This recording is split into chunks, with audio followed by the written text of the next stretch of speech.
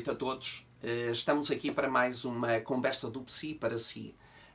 Desta vez, o tema que eu escolhi foi porque gostamos, porque amamos até, e porque defendemos líderes ditadores. Nesta fase histórica que atravessamos, consequência dos últimos anos, para não dizer das últimas décadas, não vou fazer aqui análises sociológicas, socioculturais ou sociopolíticas, mas esta fase histórica que atravessamos tem muito de consequência do multiculturalismo e da globalização generalizada e, portanto, o que aparece agora em países que até agora se identificavam como democráticos. Estes países estão a reeditar determinado tipo de xenofobia, de racismos, de medos generalizados relativamente ao estranho ou ao diferente e, portanto, isto compromete, digamos assim, quer os sistemas democráticos, quer o que se adquiriu aqui nas últimas décadas em termos de cartas internacionais de direitos humanos, por exemplo. Portanto, é algo que não vou entrar por aí. Vou entrar sim, até porque é uma conversa do Psi, pelos fatores psicológicos, os fatores emocionais, a estruturação da personalidade que está na base, digamos assim, de pessoas que seguem líderes fundamentalistas, que fazem o discurso de nacionalismos, determinado tipo de discursos de reedição de xenofobia, de racismos e um pouco na linha de grandes ditadores da história e que chacinaram, torturaram, maltrataram tantas vidas humanas e, portanto, o que nos leva a ter aqui algum cuidado, digamos assim, nesta idealização que fazemos de determinados líderes políticos e do que eles são verdadeiramente ou do que está na base de algumas ideologias destes líderes políticos. Bom, muitos congressos, muitas palestras, muitas análises foram feitas relativamente à natureza humana, sobre a natureza boa ou má. Muita coisa foi escrita, quer ao nível filosófico, e muitos filósofos aqui se debruçaram e aprofundaram esta questão do mal e do bem na realidade humana, também psicólogos e muita literatura psicanalítica se debruçou e aprofundou muito estas questões. E, portanto, isto da diferenciação do bem e do mal, de consciência de si próprio, do bem e do mal, começa muito precocemente na relação com as figuras parentais, que é isso que eu pretendo um pouco explorar. Eu gostaria também de referir que Lawrence Kohlberg, esse psicólogo do desenvolvimento moral, que estudou muito bem o desenvolvimento moral das crianças e dos adultos, que estruturou o desenvolvimento moral a partir de 6 estádios, verificou que os 2 últimos estádios, uma pequena percentagem de pessoas é que conseguia atingir estes 2 últimos estádios. E, concretamente, o último estádio, então, seria uma pequeníssima percentagem de pessoas a nível mundial que conseguiam atingir este último estádio, que fala de valores universais, prescritivos, generalizáveis a todos os seres humanos e, portanto, digamos assim, a consciência de que o outro é igual a mim próprio, por mais diferente que seja. Bom, nesta linha eu também tenho que falar de Hannah Arendt. Hannah Arendt, filósofa política, debruçou-se muito sobre estas questões daquilo que ela chamou a banalidade do mal. E, portanto, ela referiu que para fazer mal, e ela debruçou-se sobre questões associadas à Segunda Guerra Mundial e a julgamentos associados à Segunda Guerra Mundial, pós-Segunda Guerra Mundial, a banalidade do mal não está, às vezes, em figuras, em pessoas muitas vezes com uma estruturação, diz ela, maldosa ou perversa, mas são pessoas aparentemente normais que se submetem num regime totalitário, que perdem a sua individualidade e, portanto, se submetem a este mesmo regime e transformando-se em pessoas medíocres que acabam por fazer mal e por perverter a dimensão humana a nível relacional. Bom, também não podia deixar aqui de falar de Alice Miller. Alice Miller, essa grande psicoterapeuta que falou de pedagogia negra e pedagogia branca. A pedagogia branca seria o ideal, não é? A pedagogia negra, diz ela que é quando os pais obrigam as crianças a submeterem-se a eles próprios, não dando autonomia às crianças, não respeitando a autonomia das crianças e, portanto, é uma pedagogia muito baseada no medo e que transformam a criança e adolescentes em vítimas e que são vítimas muitas vezes de abusos dos próprios pais. Portanto, isto também compromete, digamos assim, o desenvolvimento da criança e compromete de tal forma que poderíamos prever que às vezes estas crianças podem transformar-se em vítimas também nas mãos de determinado tipo de líderes políticos. Não será demais também lembrar Philip Zimbardo. Zimbardo prova que a banalidade do mal de Hannah Arendt deveria ser transformada na banalidade do heroísmo. Isto é,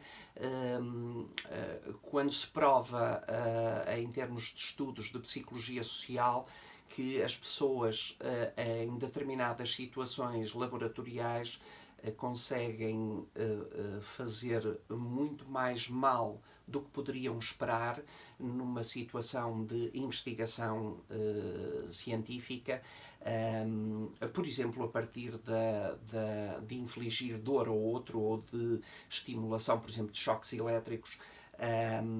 Zimbardo diz que a banalidade do mal deveria ser transformada ou estimulada na banalidade do heroísmo, isto é, estimular a atos heroicos, a atos humanos das nossas crianças e dos nossos adolescentes para haver uma transformação social.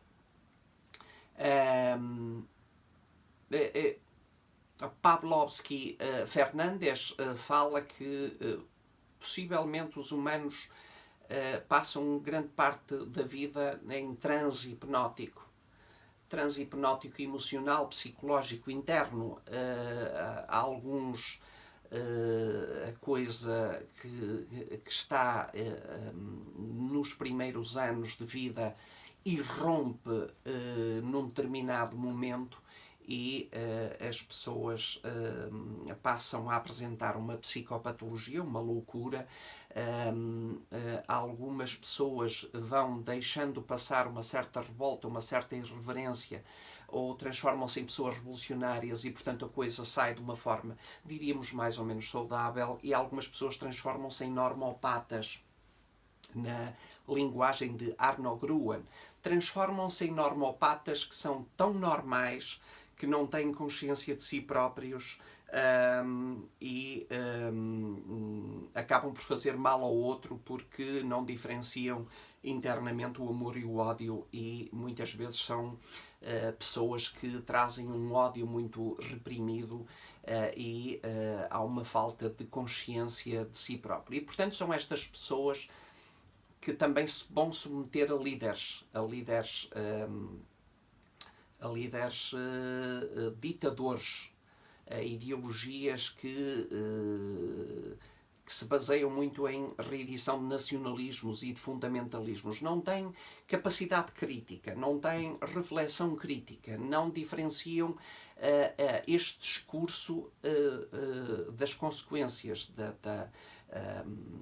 do que está na base, digamos assim, destes discursos. E se pensarmos que o ódio é algo que pode ser construtivo na diferenciação eu, não eu, isto é um ódio construtivo na relação, por exemplo, das crianças, na relação com os pais. Se este ódio não foi construtivo logo na relação com os pais, a criança aprende a reprimir este mesmo ódio e transforma este ódio por si própria. Pode submeter-se àquilo a que Arnaud Gruen chama falsos deuses. Há um ódio por si próprio, há digamos assim, um amor falso, que é um amor perturbado por aqueles que os desprezam. É como se existisse uma inversão afetiva. Muitas vezes amamos o que devíamos odiar e odiamos o que devíamos amar. Por alguma razão, muitas pessoas acabam por ser destrutivas e de fazer mal quando são verdadeiramente amadas. Isto tem a ver, de facto, com a estruturação da personalidade nestes primeiros anos de vida na relação com os pais. Bom, portanto, os líderes políticos, é importante que nós possamos ter alguma consciência de determinadas características de personalidade. Dean Aycock debruçou-se muito sobre líderes políticos históricos, debruçou-se sobre líderes políticos monstruosos na história, a partir de documentos, a partir da personalidade deles, do relacionamento interpessoal, e que torturaram, abusaram e chacinaram tantas vidas humanas.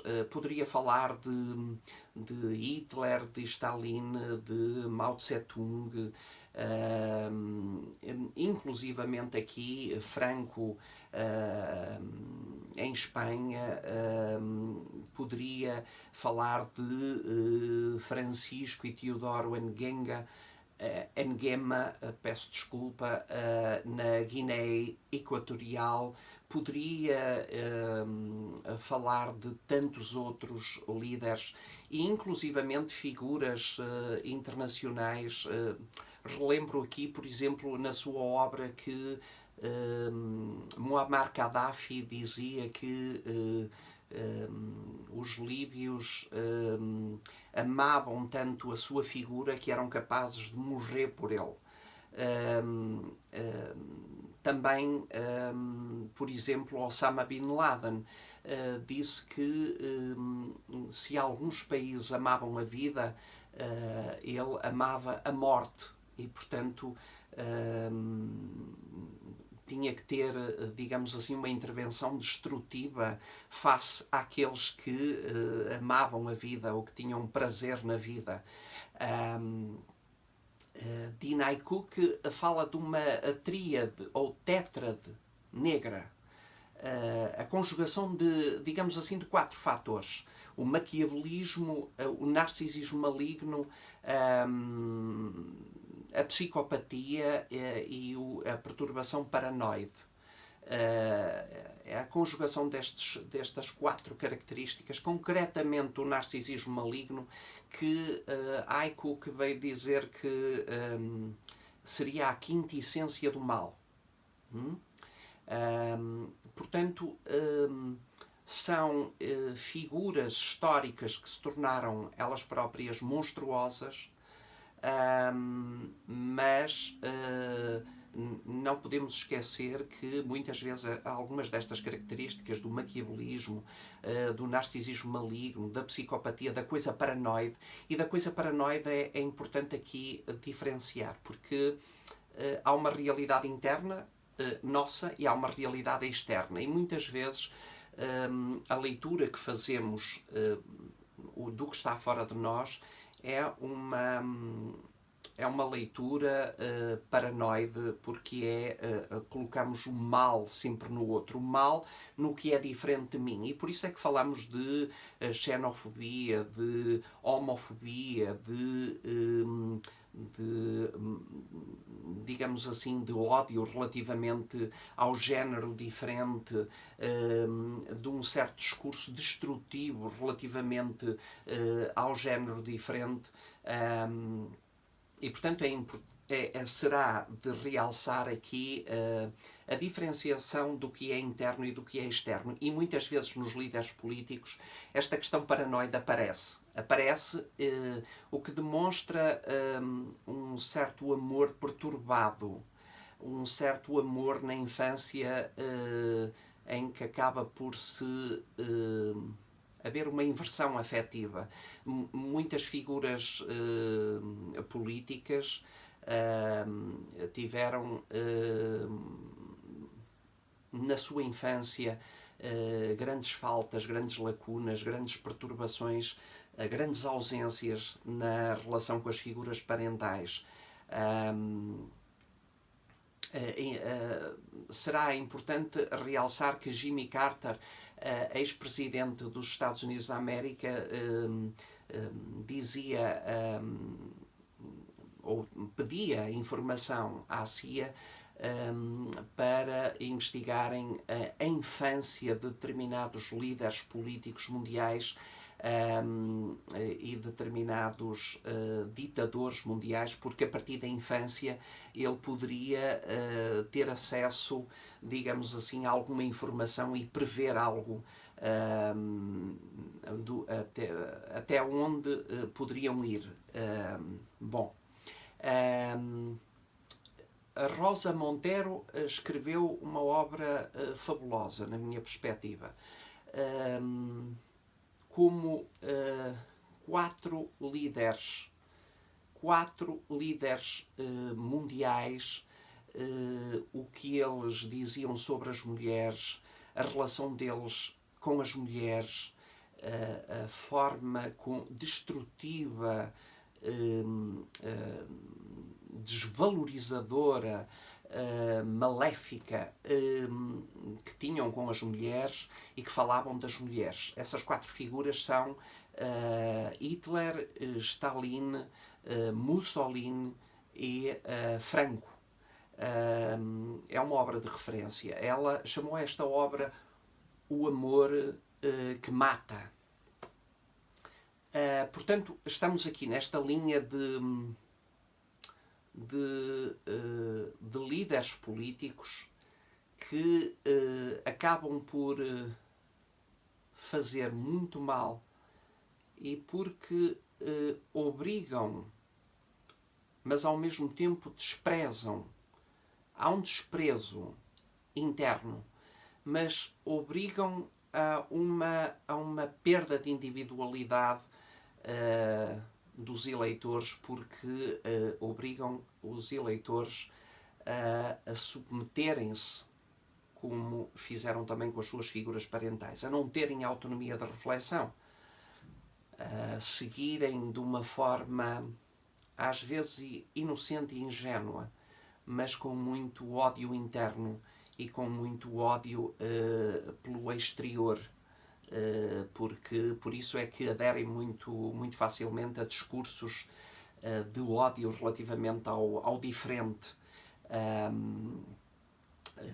Ao perder a sua individualidade, tornam-se massas e seguem líderes sem capacidade crítica, sem consciência de si próprio, sem capacidade de reflexão, e portanto a crueldade vem ao de cima em muitas pessoas, que um bocadinho na linha de Hannah Arendt, usam uma certa banalidade do mal.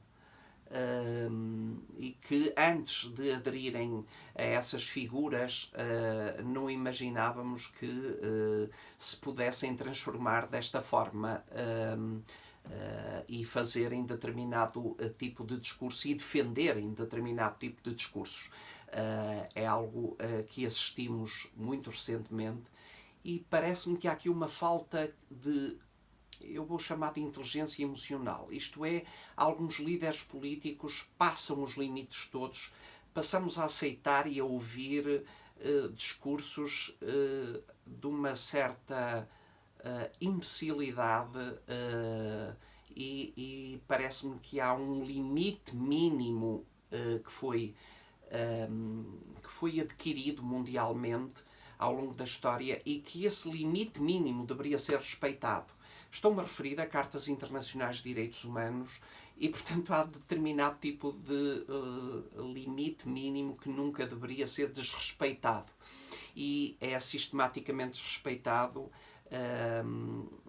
como se os próprios eleitores não tivessem capacidade cognitiva ou intelectual de reflexão, eles próprios têm uma certa ausência de inteligência emocional e de inteligência, eu poderia dizer, de inteligência humana.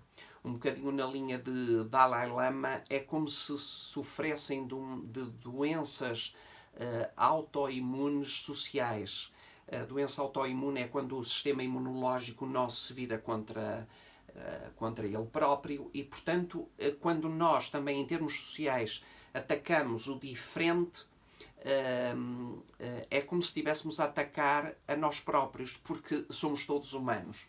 E, portanto, nessa perspectiva, é como se existisse aqui uma incapacidade de diferenciar tudo isto e de refletir sobre tudo isto. O próprio Nietzsche já tinha referido muito bem que os sistemas democráticos não eram os melhores e que eles próprios correriam perigo. Já tinha dito isso na altura. Portanto, acabamos por nos submeter a falsos deuses, como diz Arno Gruen, porque achamos que vão ser salvadores da pátria, porque achamos que é um bocadinho na linha de é um bocadinho na linha do judaísmo ao cristianismo que idealizamos o Todo-Poderoso e o Todo-Poderoso que nos vai salvar. Aliás, é interessante porque este Todo-Poderoso que nos ensinou o amor ao próximo, Nietzsche também veio ironizar tudo isto e ele referia que não estimulava o amor ao próximo, mas o amor ao distante. Portanto,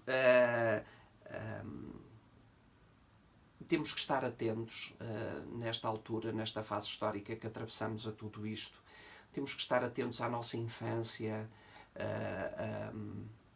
a ter consciência de nós próprios e o que é que significa aderirmos tão facilmente a determinado tipo de ideologia, a determinado tipo de fundamentalismos e de nacionalismos. E se pensarmos como Lord Acton referiu que todo o poder corrompe e o poder absoluto corrompe absolutamente, e que Voltaire veio confirmar e debruçou-se muito sobre isto, sobre este complexo de Messias que muitos líderes tentam passar para as populações e que submetem e obrigam as populações digamos assim, a respeitarem a sua ideologia e fazem tudo para chegar ao poder na linha de Nicolau Maquiavel, fazer tudo para chegar ao poder. Eu gostaria já agora de referir que, apesar de eu ter dito que existem características de personalidade eu poderia juntar a tudo isto de sedução, de manipulação, eu quase diria de enfeitiçamento socio-relacional, emocional, que muitos líderes conseguem convencer e são autênticos artistas na sua teatralização dos seus próprios discursos. Eu gostaria de dizer que, por exemplo, nos Estados Unidos da América, tanta caracterização de Donald Trump, como alguns de vós com certeza leram e viram, tantas caracterizações psicológicas da sua personalidade, existiram mesmo manifestos para haver uma avaliação psicológica de Donald Trump. Alan Francis, que esteve na base do DSM-4 e que contestou o DSM-5, a redação do DSM-5, digamos assim, a Bíblia das doenças mentais, que é decidida nos Estados Unidos da América, e ele referiu que problemas do cotidiano transformam-se em psicopatologias. Foi um grande crítico. Ele próprio veio a público dizer que Donald Trump eventualmente não tinha uma psicopatologia evidente e, portanto, as pessoas tinham que ter algum cuidado a referir-se a Donald Trump. Gartner, um psicoterapeuta americano, veio a público e fez corar, de facto, psicólogos e psiquiatras, porque veio fazer uma caracterização psicológica da personalidade de Donald Trump que, como eu disse, fez corar muitos psis nos Estados Unidos da América. Mas a questão que eu levanto é se a avaliação de um líder político deve passar pela nosografia psicopatológica, digamos assim, pela sua realidade interna, pelas suas características de personalidade, que podem não ter, de facto, aparentemente sintomas ou evidentes de perturbação da personalidade, mas que a sua realidade interna, poderia dizer, é de facto cheia de buracos negros, de perversidade, e, portanto, que se usam de características de manipulação e que, em determinado momento, podem ser brutais e violentos e fazer mal de múltiplas formas. Portanto, eu gostava de diferenciar o que é nosografia psicopatológica, realidade interna do líder político e até da sua formação humana ético-moral. Um bocadinho na linha de Mia Couto, que falou que se valoriza tanto o desenvolvimento cognitivo ou intelectual das nossas crianças e isso favorece tanto o sucesso nesta sociedade e que não se estimula e favorece o desenvolvimento ético-moral das nossas crianças. Portanto, eu acho que esta diferenciação é importante quando nós escolhemos um líder e às vezes sem capacidade de reflexão, sem capacidade crítica, nos submetemos como nos submetemos às nossas figuras parentais e há um ódio por si próprio, há uma reedição de vítima nas mãos destes líderes e, portanto, parece-me importante diferenciar estes três pontos para estarmos atentos quando escolhemos um líder político. Já agora, eu gostava de terminar falando de uma obra que para mim foi importante. Stephen Lux escreveu uma obra fabulosa, o curioso iluminismo do professor Carità. O professor Carità seria Condorcet do iluminismo francês, em que faz uma viagem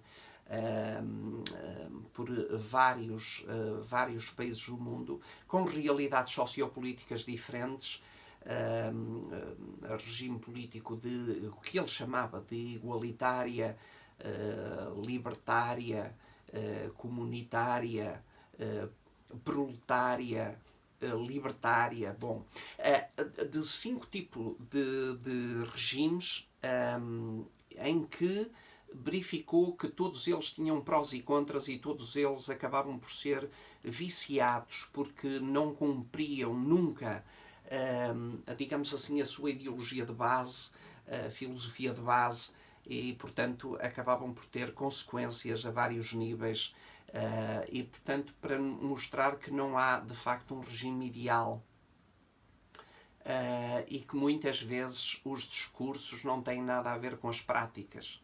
Portanto, é algo que nós devemos estar atentos, ter consciência de nós próprios, da nossa história de vida, desta, muitas vezes, inversão afetiva que fazemos, que amamos o que devíamos odiar e odiamos o que devíamos amar.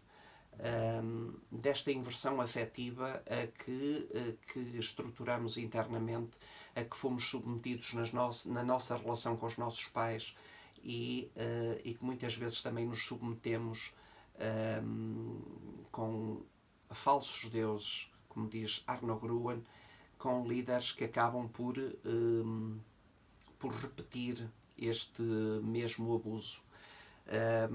Parece-me que é alguma coisa que deveríamos estar atentos para não repetirmos futuramente o que aconteceu na história bem recente, e já agora para sermos indivíduos livres, autónomos, empáticos, com inteligência emocional, humanos, e escolhermos, não baseado num discurso primário que incentiva o ódio, mas votarmos de forma refletida o que é melhor para as nossas sociedades, e já agora partindo sempre desse limite mínimo internacional. O que se adquiriu em termos de cartas internacionais de direitos humanos jamais deve ser desrespeitada, desvalorizada ou pervertida. Era isto que eu tinha para vos dizer, e voltamos a estar presentes em outubro, em data a anunciar, pela Biblioteca Lúcio Craveiro da Silva. A todos, muito obrigado por estarem desse lado, uma boa noite para todos e até ao próximo mês. Obrigado.